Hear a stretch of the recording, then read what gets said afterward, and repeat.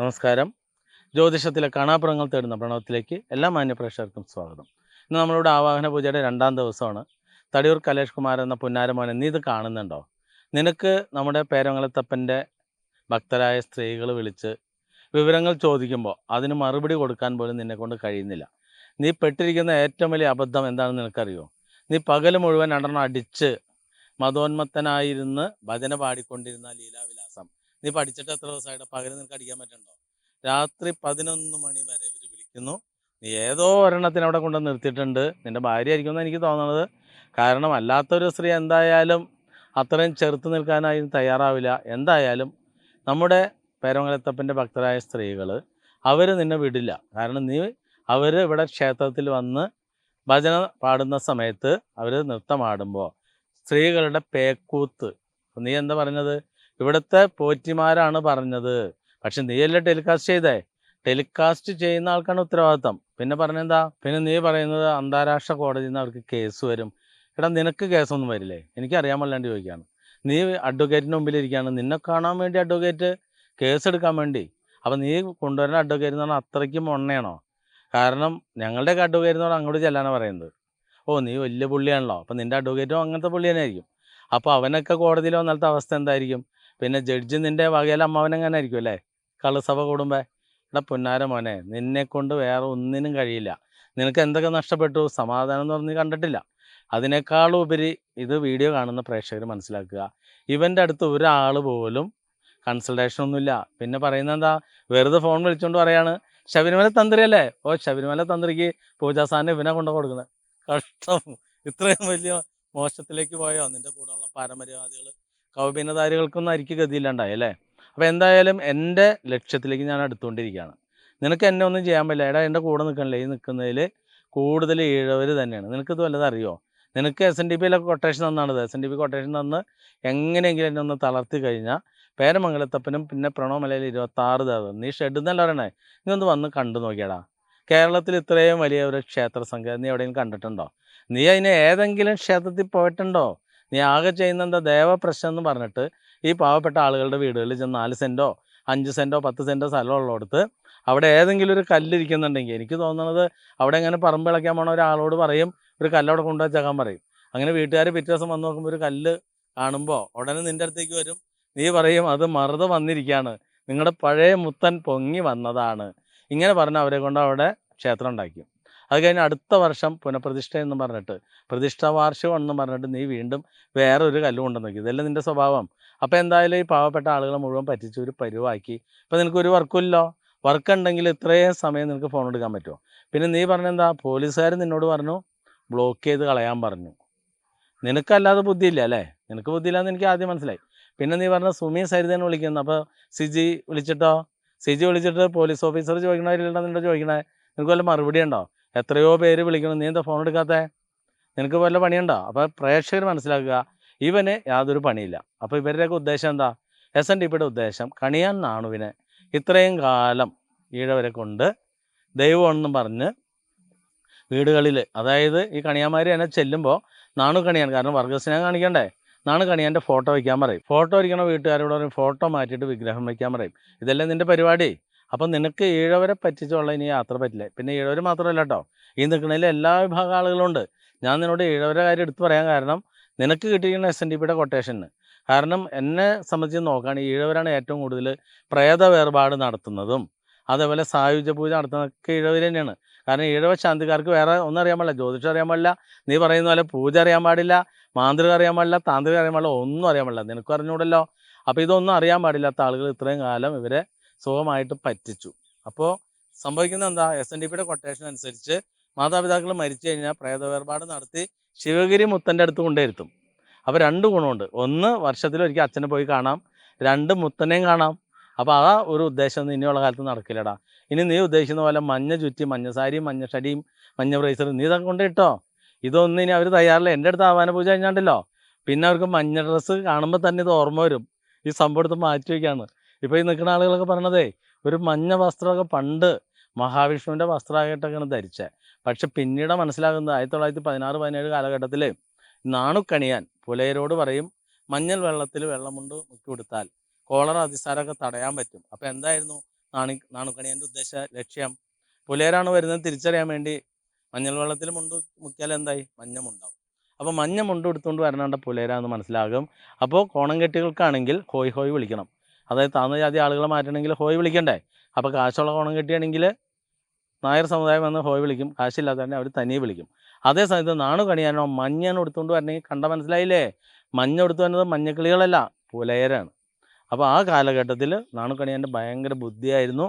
1925 വരെ പുലയ സമൂഹമാണ് മഞ്ഞമുണ്ട് എടുത്തുകൊണ്ട് നടന്നത്. 1925 ശിവഗിരി തീർത്ഥാടനം പ്രഖ്യാപിച്ചതിന് ശേഷമാണ് ഈഴവർ ഈ മഞ്ഞ വസ്ത്രം മഹാവിഷ്ണുവിൻ്റെ വസ്ത്രമാണെന്നും പീതാംബരധാരികളായി മാറി. അത് തന്നെ പത്തനംതിട്ടയിൽ നിന്നൊക്കെ ശിവഗിരി തീർത്ഥാടനത്തിന് മുമ്പ് നടന്നു പോകുമ്പോൾ മൊത്തം മഞ്ഞ കൊടുത്തുകൊണ്ട് പോകണേ. അത് കൊല്ലത്തുള്ള എല്ലാ ഈഴവരുടെ വീടുകളും തുറന്നിട്ട് കൊടുക്കും. അപ്പോൾ എന്താ സംഭവം, ശബരിമലയ്ക്ക് പോണ ആളുകൾ സ്വാമി എന്ന് വിളിക്കുന്ന പോലെ ഈ ശിവഗിരിക്ക് പോണ ആൾക്കാരെ മുത്തൻ എന്ന് വിളിക്കും. അപ്പോൾ അവിടുത്തെ ഏറ്റവും വലിയ പ്രത്യേകത എന്താ, വീടിൻ്റെ റൂമിൽ കിടക്കണേക്കാൾ ഉപരിയായിട്ട് കക്കൂസ് തുറന്നിട്ടുണ്ടാവും. കക്കൂസിൽ കയറി അപ്പിട്ട് കഴിഞ്ഞാൽ ജയിച്ചു. കാരണം നാണുക്കണിയാന് വയറിളക്കമായിരുന്നല്ലോ. എടാ നിനക്കൊക്കെ നാണമുണ്ടോടാ, ഈ വീഡിയോ കാണുന്ന ആളുകളെ ശ്രദ്ധിക്കുക. വയറിളകി തൂറി മരിക്കുകയും അതോടൊപ്പം തന്നെ പ്രോസ്റ്റേറ്റ് ക്യാൻസർ പിടിച്ച് ഒരു തുള്ളി മൂത്രം പോകാൻ പറ്റാതെ അലറി കരയുന്ന നാരായണ ഗുരുവിനെ കണ്ടു കഴിഞ്ഞപ്പോഴുണ്ടാവും പിന്നാലെ ഉണ്ടായിരുന്ന കൃഷ്ണപിള്ള എന്ന് പറയുന്ന വലിയ ഭക്തൻ അന്ന് ഓടിപ്പോയിട്ടുണ്ടല്ലോ, നിരീശ്വരവാദിയായി.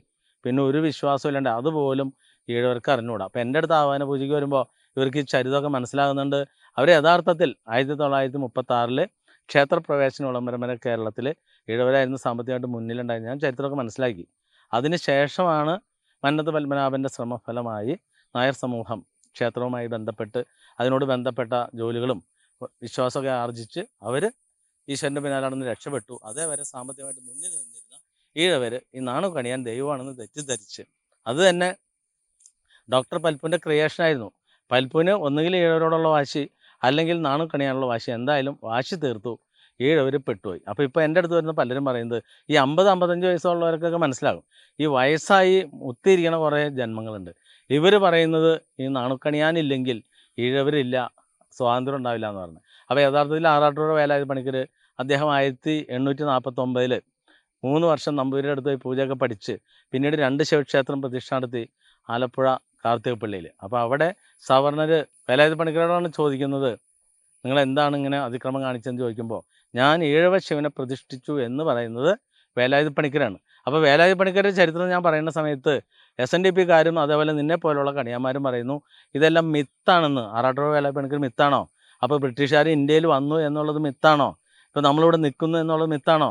നമ്മൾ മുമ്പ് തുണി കൊടുക്കാണ്ട് നടന്ന ആൾക്കാർ ഇപ്പോൾ എല്ലാവരും ഷർട്ടൊക്കെ ഇട്ട് നിൽക്കാല്ലേ, സ്ത്രീകൾ ഡ്രസ്സ് ഇട്ടൊക്കെയല്ലേ, ഇതൊക്കെ മിത്താണോ? അപ്പോൾ ഇതിനൊക്കെ വല്ല ഉത്തരവുണ്ടോ? അതുകൊണ്ട് ഈ വീഡിയോ കാണുന്ന ആളുകൾ മനസ്സിലാക്കുക, ഈ തടിയൂർ പുന്നാര മകനല്ല. അതുകൂടാതെ SNDPയിൽ ആര് വിചാരിച്ചാലും ഈ നമ്മുടെ പ്രസ്ഥാനത്തിന് ഒരു ഭംഗവും വരുത്താൻ ഇവരെ കൊണ്ട് സാധിക്കില്ല. എല്ലാ ജില്ലകളിലും സനാതന ധർമ്മ സംഘത്തിൻ്റെ സമ്മേളനങ്ങൾ നടന്നുകൊണ്ടിരിക്കുകയാണ്. അപ്പോൾ ജനങ്ങൾ ഈശോൻ്റെ പിന്നാലെ നടന്ന് ഇവിടെ ഒന്നിനും ഒരു കുറവില്ല. പൂജയ്ക്ക് വരുന്നവർ കൃത്യമായിട്ട് വരുന്നുണ്ട്, അവർക്ക് വീണ്ടും തടസ്സം വന്ന് മാറ്റി കൊടുക്കുന്നുണ്ട്. അപ്പോൾ ചില അണ്ടപ്പിള്ളേർ ഇതിൻ്റെ അടിയിലൊന്ന് കമൻ്റ് ഇടും, ഇവിടെ ഒരിക്കൽ പൂജ കഴിഞ്ഞാൽ വീണ്ടും വീണ്ടും വന്ന് മാറ്റുന്നുണ്ടോ? വീണ്ടും മാറ്റുന്നത് എന്തുകൊണ്ടാണ്? നമുക്കൊരു അസുഖം വന്നു, അസുഖം മാറി, വീണ്ടും ജലദോഷപ്പനി വന്നു എന്ത് വന്നാലും ഇവിടെ മാറ്റി കൊടുക്കും. അപ്പോൾ അവർക്ക് ജീവിതത്തിൽ സ്പീഡ് കുറയുന്നു എന്നൊരു തോന്നൽ വന്നു കഴിഞ്ഞാൽ, ഞാനായിട്ട് പറയണതല്ല, അവരായിട്ട് പറയണതാണ്.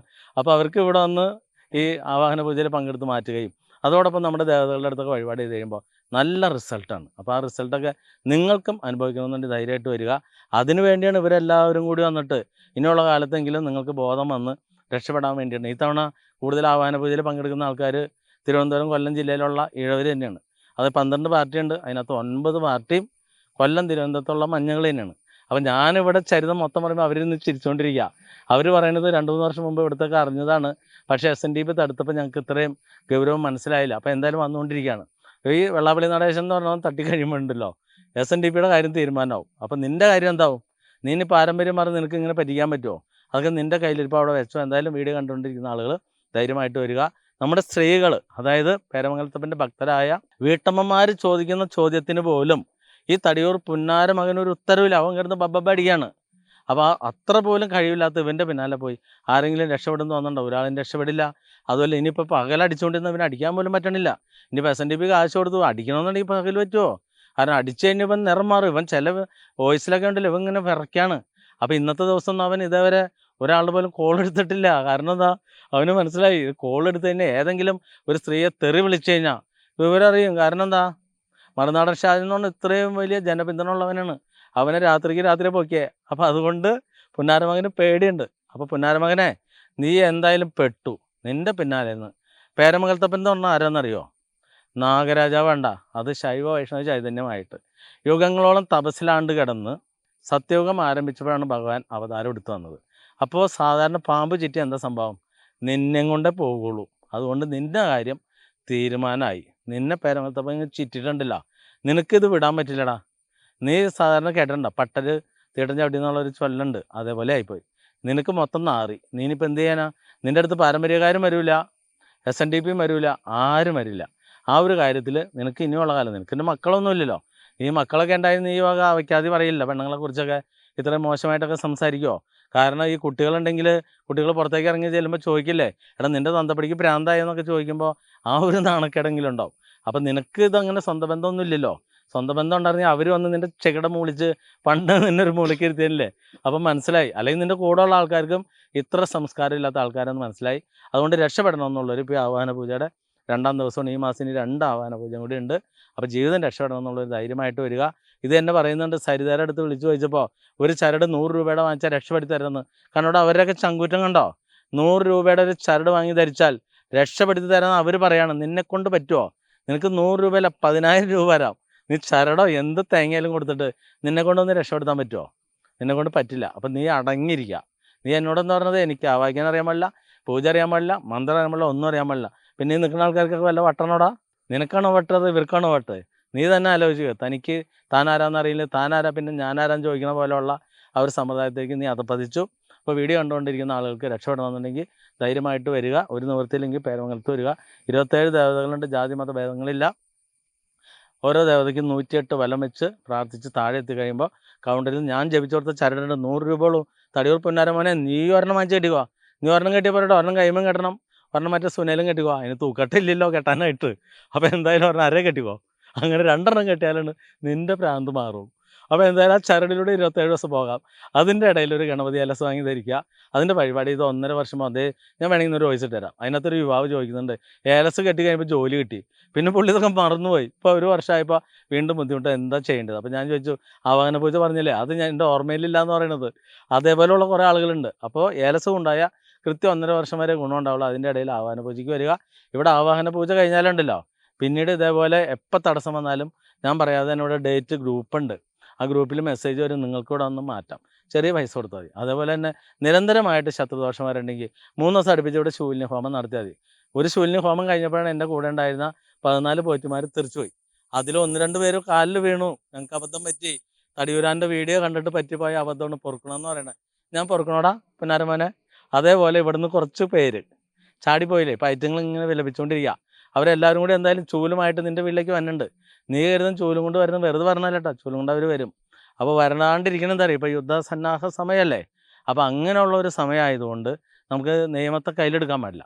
അപ്പോൾ ഇതൊക്കെ ഒന്ന് പതുക്കെ ആറി തണുക്കണ വരെ എന്തായാലും നിന്നെ നിരന്തരം ഇവർ വിളിച്ചുകൊണ്ടിരിക്കും. നീ മറുപടി പറഞ്ഞോ, നിനക്ക് കഴിവുണ്ടോ നീ കാണിക്ക്. നീ ഇത്രയും വലിയ ചങ്കുറപ്പുള്ള ഡബിൾ ചങ്കനല്ലേ, ഡബിൾ ചങ്ക ട്രിപ്പിൾ ചങ്ക. നിൻ്റെ മറ്റേ തൂക്കട്ടൊക്കെ എവിടെ പോയി? അതൊക്കെ ഒന്ന് എടുത്തോ, എന്നിട്ട് പുറത്തേക്ക് ഇട്ടിട്ടൊക്കെ ഇരുന്നോ കേട്ടോ. അതിന് നിന്നെ കൊണ്ട് പറ്റുള്ളൂ. അപ്പോൾ വീഡിയോ കാണുന്നവർ ധൈര്യമായിട്ട് വരിക. ജീവിതം രക്ഷപ്പെടാനുള്ള വഴികളാണ്. പിന്നെ ഇവിടുന്ന് ജാതകം എഴുതിത്തരും, അത് വായിച്ചു കഴിഞ്ഞാൽ ദശാകാല വഴിപാടുകൾ ചെയ്ത് കൃത്യമായിട്ട് മുന്നോട്ട് പോകാം. വ്യാഴമാറ്റം, ശനിമാറ്റം, രാഹുകേതു മാറ്റം, ഇതെല്ലാം നമ്മൾ പറയുന്ന പോലെ ചെയ്താൽ നിങ്ങൾക്ക് രക്ഷപ്പെടാം. പിന്നെ ഭക്ഷണത്തിന് മുടി ഉണ്ടാവുക, പ്രാണി ഉണ്ടാവുക, കല്ലുണ്ടാവുക, ചാത്തൻ്റെ ഉപദ്രവമാണ്. അതേപോലെ മലമൂത്ര ദിവസം സ്വപ്നം കാണുക. പിന്നെ കീഴ്വായുവിൻ്റെ ഇവൻ പറയണ്ടല്ലോ, ഞാൻ കീഴ്വായു പറഞ്ഞത് ഇവിടെ വരണവർ പറഞ്ഞതാണ്. കീഴ്വായു പോകുമ്പോഴേ കക്കൂസ് മാലിന്യത്തിൻ്റെ മണം വരുമെന്ന്. അതൊക്കെ ഈ ആവാനം കഴിഞ്ഞ് അപ്പം മാറൂടാ. നിനക്കിത് വല്ലതും അറിയോ? ഒന്നും അറിയില്ല. പിന്നെ വീട്ടിൽ നിറച്ച് ഉറുമ്പ്, കറുത്ത ഉറുമ്പൊക്കെ വരുമ്പോഴേ നീ എന്താ പറഞ്ഞാൽ കാശ് വരുന്നോ? കാശല്ല വന്നത്, ജിന്ന് വരാണ്. അതുപോലെ നിനക്ക് തിരിച്ചറിയാൻ കഴിയില്ല. പിന്നെ ചിലർ കുളിക്കാൻ കൂടുതൽ സമയം എടുക്കും, ചിലർ കൂടുതൽ കിടന്ന് ഉറങ്ങും, ചിലർക്ക് ഉറക്കം ഉണ്ടാവില്ല, ചിലർ ഭക്ഷണം കൂടുതൽ കഴിക്കും, ചിലർ ഭക്ഷണം കുറച്ച് കഴിക്കും. ഇതെല്ലാം ജിന്നിൻ്റെ ഉപദ്രവമാണ്. അപ്പോൾ അതെല്ലാം നമുക്ക് ആവാഹന പൂജയിൽ മാറ്റാം. അതിനേക്കാളും ഉപരി 100 കിട്ടിയാൽ 110 ചിലവാകുന്ന അവസ്ഥ, നമുക്ക് സമ്പാദിക്കാൻ പറ്റാതെ പോകുന്നു. അതെല്ലാം നമ്മുടെ ആവാഹന പൂജ കഴിയുന്ന നിമിഷം ജീവിതത്തിൽ നിന്ന് മാറിയിട്ടുണ്ടാകും. അപ്പോൾ ഈ വീഡിയോ കാണുന്ന ആളുകൾ ധൈര്യമായിട്ട് വരിക. അല്ലാതെ ഇവർ പറയുന്ന മണ്ടത്തരം കേട്ട് നിങ്ങളുടെ സമയം ഒരിക്കലും കളയരുത്. നമുക്ക് കിട്ടിയിരിക്കുന്ന മനുഷ്യജന്മം നല്ല രീതിയിൽ ഉപയോഗിച്ച് തീർക്കണം. അതിനു വേണ്ടിയാണ് ഇത്രയും പേര് ഇവിടെ വീണ്ടും ആവാഹന പൂജയ്ക്ക് വരുന്ന സമയത്ത് ഇങ്ങനെ ഇവർ പറയുന്ന പോലെ ഒന്നും ഒരു തടസ്സമില്ല, സമൂഹത്തിൻ്റെ മുഖ്യധാരയിൽ ഒരു പ്രശ്നമില്ലാതെ ക്ഷേത്രവും അതേപോലെ തന്നെ ശ്രീകൃഷ്ണവാസ ഗോശാലവും സനാതന ധർമ്മ സംഘം എന്ന് പറയുന്ന സംഘടനയെല്ലാം നല്ല ഉഷാറോടുകൂടി പോകുന്നുണ്ട് എന്ന് ജനങ്ങളെ അറിയിക്കാൻ വേണ്ടിയിട്ടാണ് ഈ സാക്ഷ്യം വീഡിയോ നിങ്ങളുടെ മുമ്പിലേക്ക് ഇടുന്നത് എന്ന ഒരു യാഥാർത്ഥ്യം മനസ്സിലാക്കുക. എല്ലാവർക്കും നന്ദി, നമസ്കാരം. നിങ്ങളെപ്പോലെ തന്നെ ഈ ക്ഷേത്രത്തെപ്പറ്റി കേട്ടറിഞ്ഞ് ഇവിടെ എത്തിയ ആളാണ് ഞാൻ. സാധാരണ നമ്മൾ അമ്പലങ്ങളിലൊക്കെ കാണാറുള്ളത് ഒന്നെങ്കിൽ 5 പ്രതിഷ്ഠ, അല്ലെങ്കിൽ 1 പ്രതിഷ്ഠ, അല്ലെങ്കിൽ ഒരു 2 പ്രതിഷ്ഠ, അങ്ങനെയുള്ളൂ. 27 ഭഗവാന്മാരെ ഒരുമിച്ച് ഒരു സ്ഥലത്ത് പ്രതിഷ്ഠിച്ചിരിക്കുന്നു. നമ്മൾ വന്ന് ഒരു ദിവസം മുഴുവൻ നമുക്ക് ഇവിടെ ചെലവഴിച്ചാലും കുറേ ദിവസം നമുക്ക് പിന്നെയും വരാൻ തോന്നും. അതുപോലത്തെ അത്രയും പോസിറ്റീവ് എനർജി എവിടെയുള്ളത്. ഒരുപാട് സന്തോഷമുണ്ട് എനിക്കിവിടെ വന്ന് ഭഗവാന്മാരെ എല്ലാം കണ്ട് തൊഴുത് വഴിപാടെല്ലാം കഴിച്ച് ഇങ്ങനെ നിൽക്കാൻ പറ്റിയതിന്. അപ്പോൾ എൻ്റെ ഒരു സന്തോഷം എനിക്ക് നിങ്ങളോടും പറയണം തോന്നി. അതുകൊണ്ടാണ് ഞാനിപ്പോൾ സംസാരിക്കാമെന്ന് വിചാരിച്ചത്. വിളിച്ചാൽ വെളിപ്പുറത്താന്നാണ് ഞാൻ കേട്ടിരിക്കുന്നത്. ഞാൻ ഒരുപാട് ആഗ്രഹങ്ങളും ഒരുപാട് കാര്യങ്ങളും പറയാൻ വേണ്ടിയിട്ടാണ് ഇവിടെ എത്തിയത് ഒക്കെ പറഞ്ഞിട്ടുണ്ട്. എല്ലാം നിങ്ങളെപ്പോലെ തന്നെ സാധിക്കുമെന്ന് പ്രതീക്ഷിച്ചിട്ടാണ് ഇന്നിപ്പോൾ ഇവിടുന്ന് പോകുന്നത്. ഭഗവാന്റെ അനുഗ്രഹം എല്ലാവർക്കും ഉണ്ടാവട്ടെ. ഇനിയും എല്ലാവരും വരിക. എല്ലാ അനുഗ്രഹങ്ങളും ഭഗവാന്റെ നിങ്ങൾക്ക് കിട്ടട്ടെ. അത് മാത്രമല്ല, ഈ ശനി ഭഗവാനെ പ്രതിഷ്ഠിച്ചിരിക്കുന്നത് ഞാൻ വേറൊരു അമ്പലത്തിലും കണ്ടിട്ടില്ല. അല്ലാതെ നമ്മളൊക്കെ കണ്ടിട്ടുള്ളത് നവഗ്രഹങ്ങൾ എല്ലായിടത്തും കണ്ടിട്ടുള്ളത്, നവഗ്രഹങ്ങൾ ഒരുമിച്ചിരിക്കുന്നത്. അത് ഇവിടുത്തെ ഏറ്റവും വലിയൊരു പ്രത്യേകത എനിക്ക് തോന്നിയത് അതാണ്. പിന്നെ ദേവിയുടെ തന്നെ പല ഭാവങ്ങൾ, ഗണപതി തന്നെ 8 തരത്തിൽ അഷ്ടഗണപതികൾ സെപ്പറേറ്റായിട്ട് പ്രതിഷ്ഠിച്ചിരിക്കുന്നു. ഒരുമിച്ച് കണ്ടിട്ടുണ്ട് ഞാൻ പഴവങ്ങാടിയിൽ. പക്ഷേ ഇങ്ങനെ സെപ്പറേറ്റായിട്ട് ഇങ്ങനെ 8 ഗണപതിയും പ്രതിഷ്ഠിച്ച് സെപ്പറേറ്റ് പൂജകളും മന്ത്രങ്ങളും ഓരോത്തിനും ഓരോന്നുള്ള രീതിയിൽ വ്യക്തമായിട്ട് എഴുതി വെച്ചിരിക്കുന്നു. എന്തൊക്കെ നമ്മൾ പ്രാർത്ഥിക്കണം എന്നുള്ള രീതിയിൽ ഇത്രയും വ്യക്തമായും നമുക്കൊക്കെ ഭക്തർക്ക് മനസ്സിലാവുന്ന രീതിയിൽ ഇത്രയും ഓരോന്നും പറഞ്ഞു തന്ന് എങ്ങനെയാണ് എവിടെയും കാണാത്ത ഒത്തിരി വഴിപാട് രീതികളും എല്ലാം ഇവിടെയുണ്ട്. അതൊക്കെ എനിക്ക് ഭയങ്കര സന്തോഷവും വീണ്ടും ഇവിടെയൊക്കെ വരാൻ വേണ്ടിയിട്ടുള്ളൊരു പ്രചോദനമായിട്ട് തോന്നി. എല്ലാവർക്കും ഭഗവാന്റെ അനുഗ്രഹം ഉണ്ടാവട്ടെ. Thank you.